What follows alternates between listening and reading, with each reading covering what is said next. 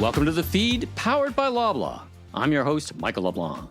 We conceived of The Feed podcast as an opportunity to showcase thought leaders, tastemakers, innovative food and health brands, and yes, a few key Loblaw executives who are making a difference in the grocery and health industries, together helping Canadians live life well. Meet the Canadian snack brand everyone is talking about. Twigz Pretzels, the family-run startup from Alberta, has exploded into one of the hottest consumer packaged goods success stories in the country.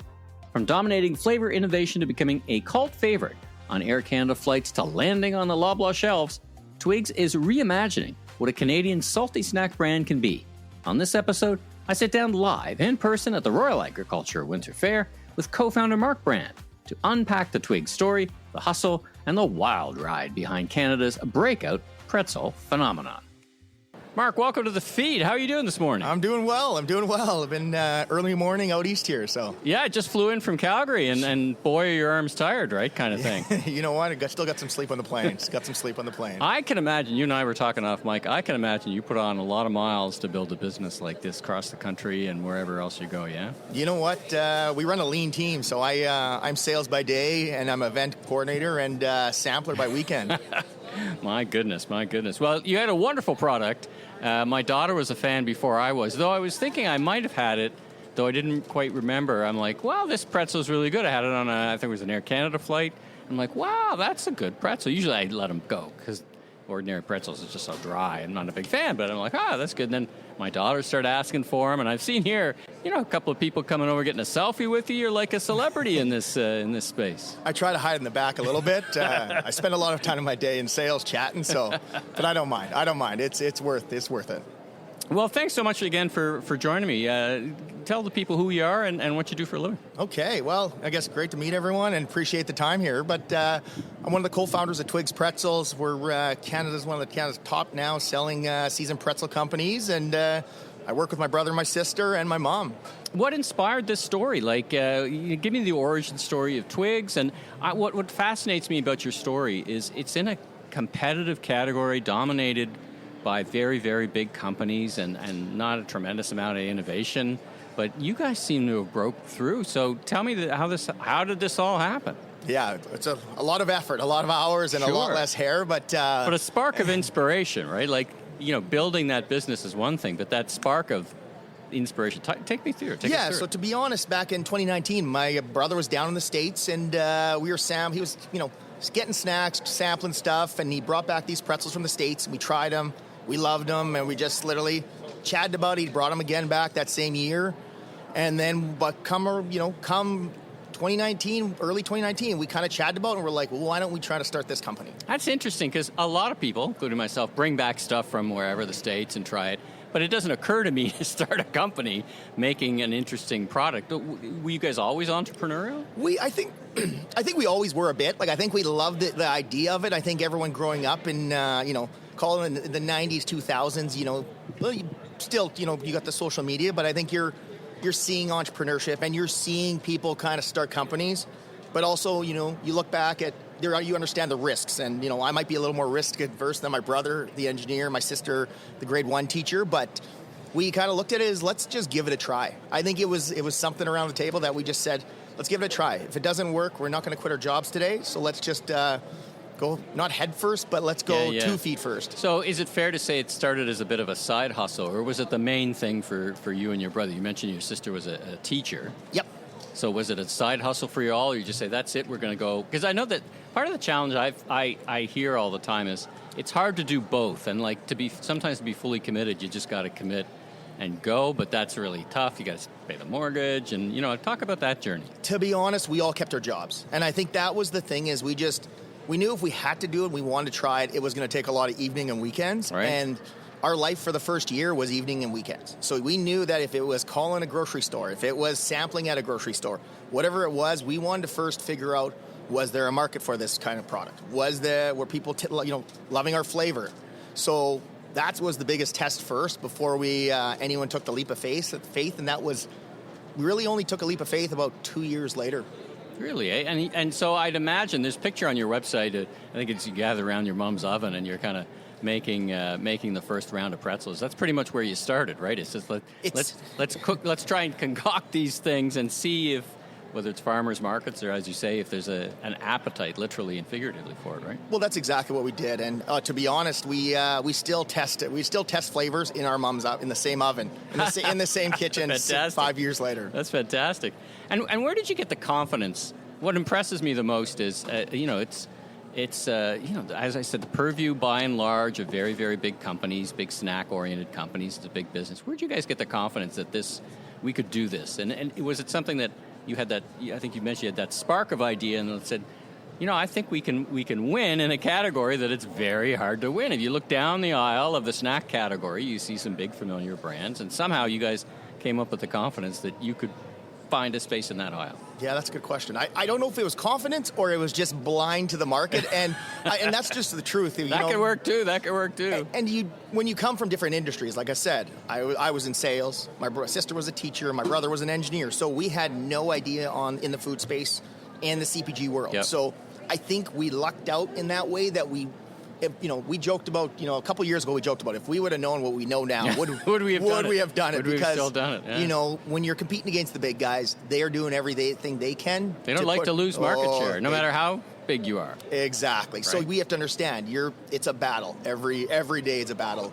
Interesting. And talk about the flavors. Now, behind you, I've had, I think, your base flavor, like the foundation flavor, which is like a garlicky, beautiful. It's got great notes to it. You've got a dill, and what are the 3 flavors? So we actually have 6 flavors now. 6 flavors now. Yeah. So we're very good at flavors. We're not great at marketing. So that's why you haven't seen them all. Yeah. So I guess if we start with Buttery Herb, that's our founding flavor. That's the one. It's our hardest flavor to tweak. They're always.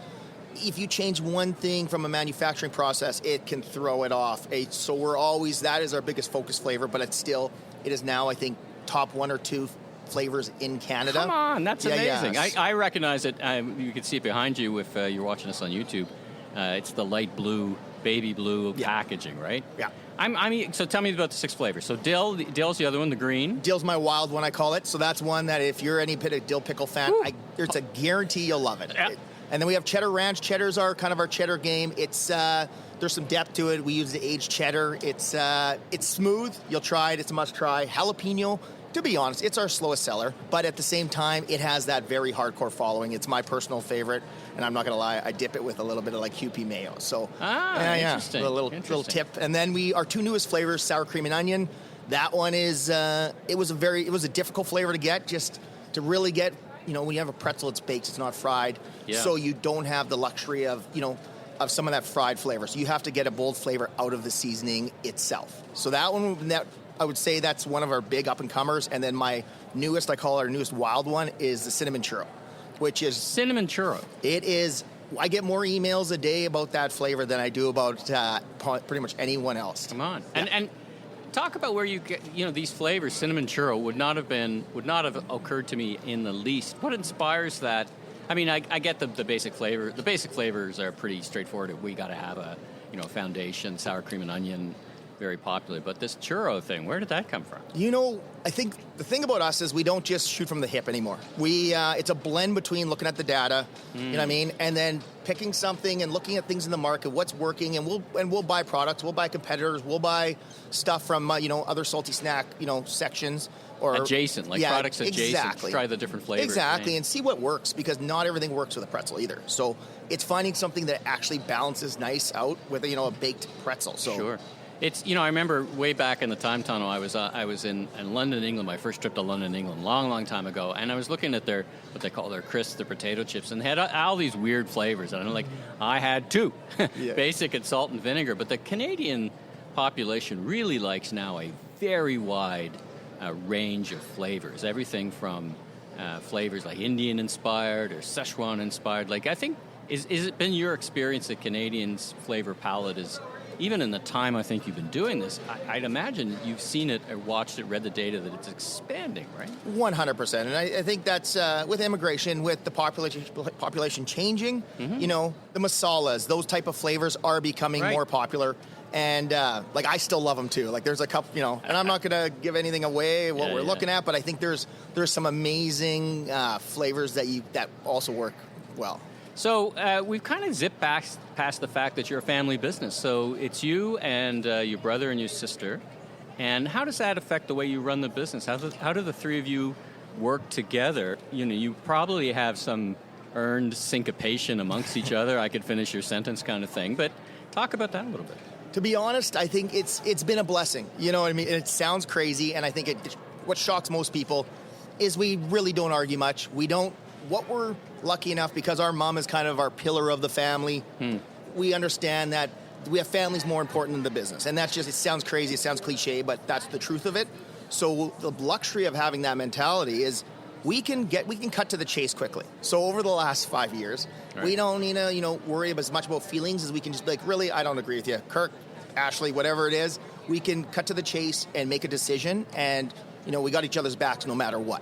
So talk about that for a little bit. I'm intrigued. So the three of you, equal partners, but if you all agreed, that would be a surprise. So how do you resolve, we definitely don't agree on a particular issue? Do you rock, paper, scissors, or, how do you finally, is your mom the tiebreaker? Like, how does it work? With three people. So literally it's okay. So it's been, it's always the 2 versus 1. So probably like that your whole life. Yeah. Are we going to Disney or are we going on a cruise? Exactly. Who's the tiebreaker? Fantastic. Well, we're sitting here today at the Royal Fair in Ontario. We're in the Loblaw Small Supplier booth. So let's talk about that for a bit. What are you doing here, and what brings you to Toronto? Yeah. So I guess Loblaw's reached out, call it 4 months ago, about this, and they've been one of our best partners for the last 4 years of our business. They've been amazing. This new supplier program of theirs, I believe, started about a year and a half ago.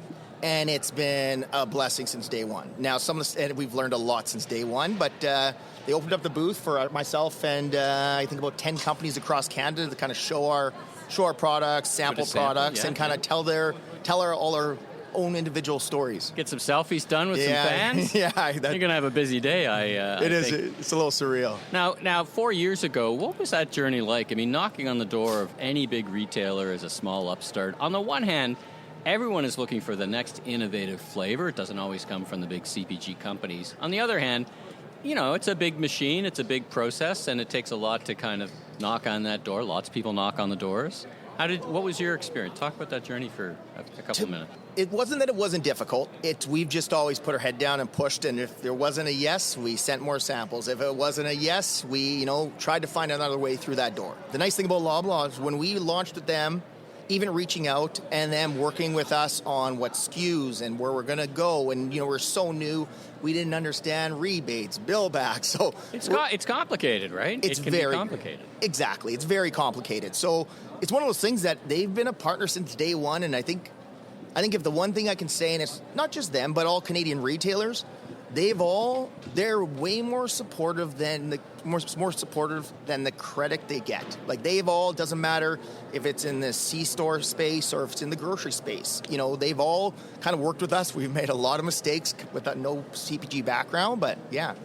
And I guess it all starts with an innovative product. I mean, if you had a Me Too product that wasn't interesting, I mean, imagine as they sit in the buyer's chair, they got a full shelf now, and they got to replace something, basically, right? So it really does start with a great product and a great backstory. I think it got a big start there, yeah? 1,000%. And you have to, in this world, you have to start with a good product. Me Too products, I'm sure they do well, but I think a good product so the buyers and the merchants can get behind you, and then they know that you're a Canadian family business, and they get behind you even more. Yep. And then it's a matter of you having to succeed after that. So, but the nice part is you can still reach out, ask questions, and they're going to support you, but you still have to put numbers up because they have to put numbers up. Right on. So we're in a kind of a moment. I mean, we're still in it with a bit of a I've described it as a tailwind from the Buy Canadian movement that happened earlier this year. Do you experience that? I mean, you've got the maple leaf on your product. You're a proud Canadian company. That's not new. Did you experience or did you feel a bit of a tailwind behind you thanks to the Canadians looking for more Canadian product? You know what? We did, 100%. But I don't think it's just been in the last year and a half. We've seen this since day one. And we've known we want to be a Canadian company. We have some long-term goals of being a true Canadian brand. So this has been something that has been our biggest focus since day one. So we've always had the Canadian flag proudly on the back of the bag, on the front of the bag. The bags have changed over the years, but yeah, it's been amazing. And we've seen even a bigger influx in the last year, but it's pretty consistent. You know what, I think I'm going to posit this to you. I think what it's done over the long run, I mean, all things will just kind of settle out over time, right? It feels like it's a chance. I've described it sometimes as a broomstick and a bicycle wheel for habit. And consumer habits are the hardest thing to break ever. So let's say you're a Canadian and you've been snacking on the same pretzel brand for many, many years, and now you're like, oh, maybe it's Canadian, I'll try that one. I think it's that trial, right, that gets people to try something and do something different. Does that sound familiar? Does that make sense to you? I'm in the world of trial. That is my life, is trial. So if, number one, like we said, start with a good product, but if someone doesn't try my product, there's a very good chance they're not going to buy it. So that little incentive of, oh, well, why don't I support this Canadian brand? And they try it, there's a very good chance they're going to come back. Now let's talk about how you go to market. So you do something interesting. I mentioned it earlier on that I had your product on a flight, and I was telling you the story. You know, usually I kind of wave them off because they're so dry. Like the last thing I want is to have an even drier mouth on the way. But yours, just really, I took one and I'm like, oh my God, this is good. How did that come about? Okay, so long story short, I guess you're talking about our partnership with Air Canada. Yeah. It has been amazing. Let's start with that. They've been amazing. And with that being said, it was 2.5 years ago. We got connected with them. They were looking at their onboard snack lineup. And after about a year working through stuff with them, because it's a big process. It's a big process. They probably got a broker or a supplier, and you go through them. But they do a cattle call, so to speak. We want something different on the plane, right? Yeah, so I guess the biggest thing is just demand and the volume. So hard to replenish midair too. Yeah, exactly, right. Exactly. So I'll give my brother and my sister all the credit in the world to keep up with that and to really keep that running. Even that just is such an interesting idea that let's go talk to an airline. It just would not be the first thing that would occur to me, right? It isn't, but I think what we've seen, it's done wonders for our business, and I think it's trial and awareness. And I'll go back to that 1,000 times over. Yep. Trial and awareness is something that you only have so much money that you can spend as a small company, so you need to take advantage of every opportunity. Even like I'm here today, is this show would cost me $5,000 to $10,000. Sure, you got to get here, you got to get product, you're sampling, but it's great. I'm looking over here, over our shoulder here, and there's like a bunch of people trying your product. Hopefully, a bunch of them, have never tried it before. This is great. I think this is a great idea. Perfect. Great sampling opportunity. Ambitions. So you're doing so well in Canada. Of course, lots of room to grow. Do you have ambitions beyond Canada? Kind of go back where it all started, maybe back south of the border? Yeah, so I think the biggest one we have here that I don't know if you heard yet, we just launched Kroger nationally in the U.S. here about a month ago. Congratulations. So it's been a very busy last 6 months getting that up and running, but we're live in all Kroger locations across the U.S. That's a huge get. Congratulations. Yeah, so that's wonderful. What surprised you the most about this journey? You've been on it for 4 years. Yeah, so I would say my biggest surprise is just, and I'll be honest, sometimes you fly Air Canada or nothing's perfect in that when you're in big business. Loblaws, they don't have your spice or your seasoning. So you look at these big companies and you now start understanding the amount of effort and time, and you think, sometimes you can get frustrated with companies out there. And I think the funny part for us is now that we're in it and we're working with these majors, how helpful they are. How supportive they are of Canadians. Right. Like they are there to help us work through problems. You know what I mean? We're not perfect as a supplier. We've gone through our issues, and they've been there. And there's no finger pointing. It's okay. How can we help you to kind of get these few things across the line? Their objective. We want to make sure our customers see what they expect to see on our shelves. Yeah. It's all that very complex supply chain moving. Yeah.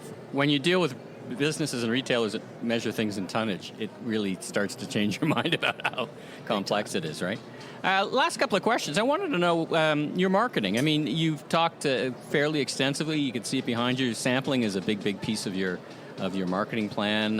Your packaging is amazing too, by the way. Congratulations. So you've got all those components.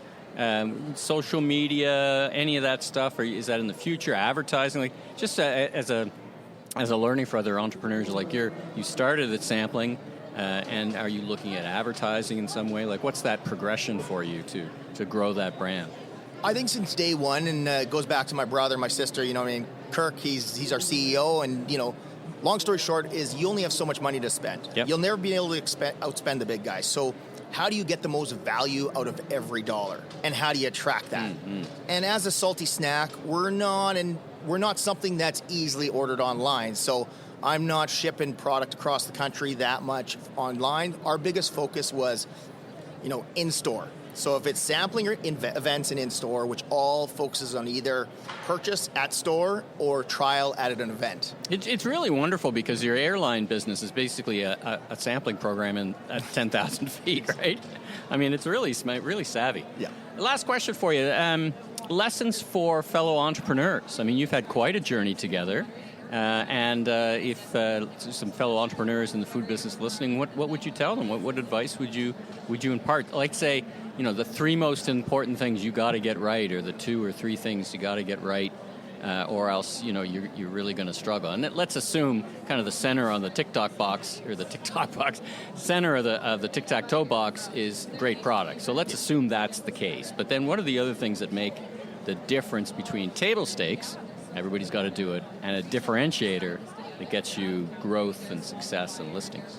I think the biggest thing, if you're going back, you got a great product, you got a great brand, I think the biggest thing is team. And that's where we lucked out on. Like I said, we're 3 different people at the company. I got my brother who's the engineer, my sister's an A-type, grade 1 teacher. Yeah. I'm the ADD sales guy. So, but the thing about that is if you have very strong skill sets when you're starting with that team, the nice thing is you don't have to hire, because if you to get someone of my caliber, if we were starting 6 years ago, right? No startup can afford my salary. So I'm coming in with an ownership, working for pennies, but that's okay. So I think team's number 1, and then I think the second thing is dollars and cents, and it's cash flow, right? It's cash flow, right? And like I said, my brother, that guy still has his $2 bills from when he was 5 years. Cutting lawns in the neighborhood. Exactly. So no, I'm blessed to have him and Ashley there on board because they lead that side of the business. But it's all cash flow. You have to understand every dollar that goes in and out, and when. Exactly. Well, I think you also hit upon something. You kind of, I don't say you gloss it over, but because you live with it. I mean, you've got this diversity of talent amongst the 3 of you, right? Yeah. Where you kind of can stretch, and I've met many entrepreneurs and businesses of large size, the brothers. The Nordstrom brothers, for example, were always like that. They would give each brother a piece of the business, and they'd go run it. But they were the same. They'd meet together over Thanksgiving dinner, but they were all very different cats and run different parts of the business. All right, well, if people want to learn more about you and find you, you're obviously on the shelves of Loblaws, which is fantastic. You got a website, and how do people get in touch with you?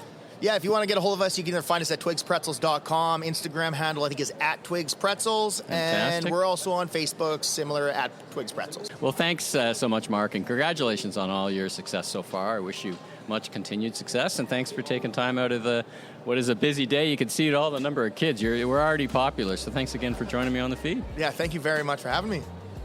Thanks for tuning in. If you like this episode, be sure and follow us and give us a 5-star review in your favorite podcast app, and tell your friends and colleagues all about us. New episodes of The Feed, powered by Loblaw, will show up regularly on your favorite podcast app and on our YouTube page, where you can watch the full video of each episode at The Feed, powered by Loblaw. I'm Michael LeBlanc, consumer retail growth consultant, keynote speaker, and producer and host of a series of retail trade podcasts. You can learn even more about me on LinkedIn. Safe travels, everyone.